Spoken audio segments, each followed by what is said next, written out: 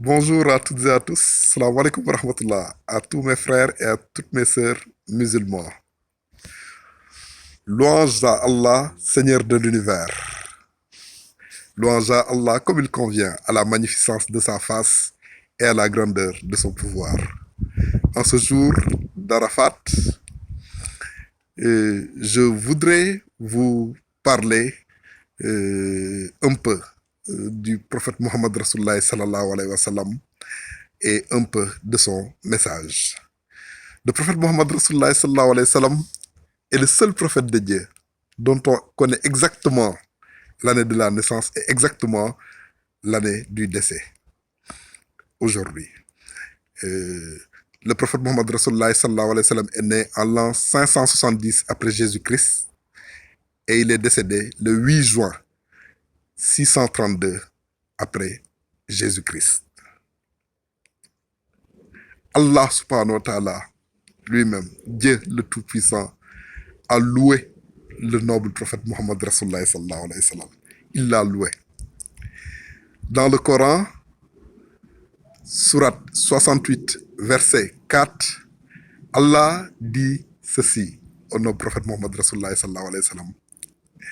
Et tu es certes d'une moralité éminente. Donc Allah a loué le prophète Mohammed Rasulullah sallallahu alayhi wa sallam dans son livre sacré, le Coran.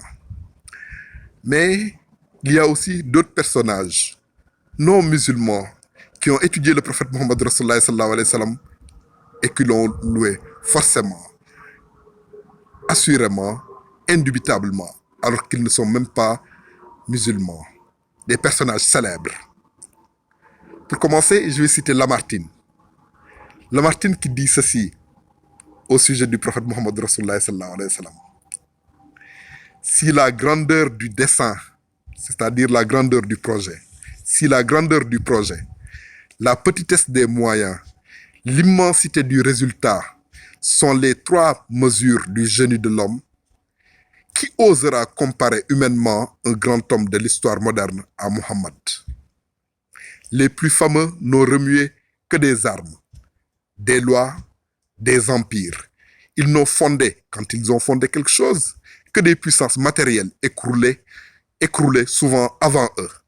Celui-là a remué des armées, des législations, des empires, des peuples, des dynasties, des millions d'hommes sur un tiers du globe habité. Mais il a remué de plus des idées, des croyances, des âmes. Il a fondé sur un livre dont chaque lettre est devenue loi une nationalité spirituelle qui englobe des peuples de toutes les langues et de toutes les races. Et il a imprimé pour caractère indélébile de cette nationalité musulmane la haine des faux dieux et la passion du Dieu un et immatériel. Ça, c'est Lamartine qui parle du prophète Mohammed Rasulullah sallallahu alayhi wa sallam. Je peux également citer Gandhi. Gandhi, l'Indien, qui aussi a loué le noble prophète Mohammed Rasulullah sallallahu alayhi wa sallam, sans être musulman. Voici ce que dit Gandhi sur le prophète Mohammed Rasulullah sallallahu alayhi wa sallam. Gandhi dit: je suis désormais plus que jamais convaincu que ce n'était pas l'épée qui créait une place pour l'islam dans le cœur de ceux qui cherchaient une direction à leur vie.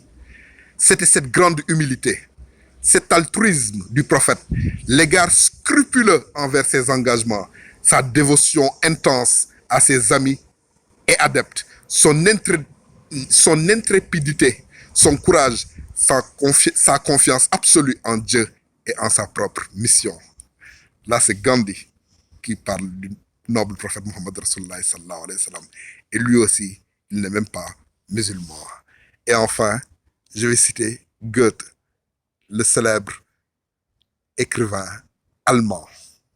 Goethe, dont on sait aujourd'hui qu'il fait partie des hommes qui ont le quotient intellectuel le plus élevé de tous les temps dans le monde. Goethe. Goethe dit ceci: j'ai cherché à travers toute l'histoire un modèle d'homme parfait et je l'ai trouvé en la personne du prophète arabe Mohammed sallallahu alayhi wa sallam. Donc, c'était quelques exemples de personnages célèbres qui ont parlé du prophète Muhammad Rasulullah sallallahu alayhi wa sallam. Donc, le prophète Muhammad Rasulullah sallallahu alayhi wa sallam, il n'y a aucun doute, est, comme nous le croyons nous-mêmes musulmans, la meilleure créature qu'Allah subhanahu wa ta'ala ait jamais créée sur cette terre. Et le prophète Muhammad Rasulullah sallallahu alayhi wa sallam, le jour d'Arafat, qui est le jour le plus important dans le pèlerinage à la Mecque, qui est l'un des 5 piliers de l'islam et qu'on célèbre aujourd'hui même en ce jour d'Arafat, c'est ce jour-là qu'il avait prononcé, et ça correspondait à un vendredi, son dernier sermon. Son dernier sermon, le dernier sermon qu'il a demandé que l'on transmette les uns aux autres.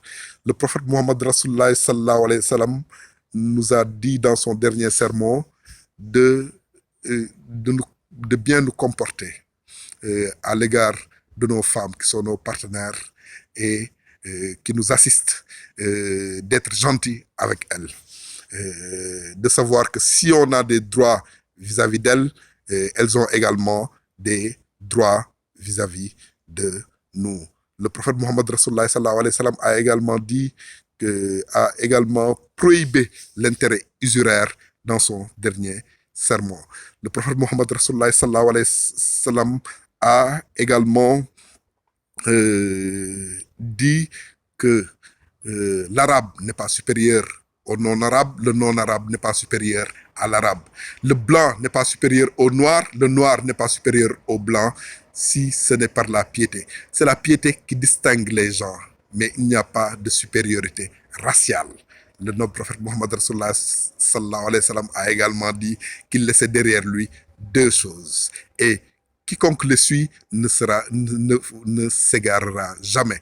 Il a laissé le Coran, 1, et la Sunna, qui est son exemple, 2. Ces 2 choses-là, quiconque les suit ne s'égarera jamais. Juste pour vous résumer, le dernier sermon du prophète Muhammad Rasulullah sallallahu alayhi wa sallam qu'il a prononcé vraisemblablement au sommet du mont Arafat, quelque temps avant sa mort. D'ailleurs, c'est après ce sermon, et il a pris témoin, il a demandé à la foule, alors que la péninsule arabique était conquise à l'islam, il a demandé à la foule, est-ce que vous avez bien reçu le message? Ils ont acquiescé qu'ils ont bien reçu le message, et il a pris Allah en témoin qu'il a transmis le message d'Allah subhanahu wa ta'ala. Et c'est après cela que le verset suivant fut révélé par Allah, qui a dit: aujourd'hui, j'ai parachevé pour vous votre religion, j'ai complété mon bienfait sur vous, et j'ai agréé pour vous l'islam comme religion. Et quelque temps après, le noble prophète Muhammad Rasulullah sallallahu alayhi wa sallam, après avoir terminé le pèlerinage, il est rentré à Médine et il est tombé malade et il est décédé à Médine, où il repose aujourd'hui. Donc, merci pour votre aimable attention. Je souhaitais vous faire ces quelques observations et partager également ces connaissances sur notre prophète Muhammad Rasulullah sallallahu alayhi wa sallam. Partagez-les vous aussi. Merci beaucoup. Salam alaikum wa rahmatullah à tous mes frères et à toutes mes sœurs musulmans.